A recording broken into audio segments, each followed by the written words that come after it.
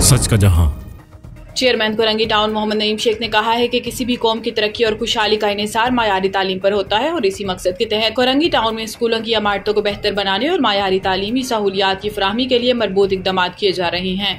इन ख्यालात का इजहार इन्होंने कोरंगी वायरिया में जेर तामीर कैम्ब्रिज स्कूल के दौरे के मौका पर किया। इस मौका पर इनके हमरा इमरान शाह, डायरेक्टर एजुकेशन आसिफ उमर समेत महकमा तालीम के दीगर अफसरान भी मौजूद थे। चेयरमैन मोहम्मद नईम शेख का कहना था कि कोरंगी टाउन की इंतजामिया की अवलिन तरजीह ये है कि कम आमदनी वाले तबके से ताल्लुक रखने वाले बच्चों को मायारी तालीम के मसावी मौके फराहम किए जाएं ताकि वो एक बावकार, तालीम याफ्ता और रोशन मुस्तकबिल का हिस्सा बन सकें और मुल्क व कौम का नाम फख्र से बुलंद कर सकें।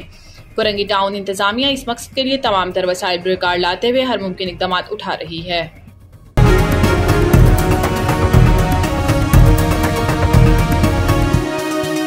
हमारा जहां, सच का जहां।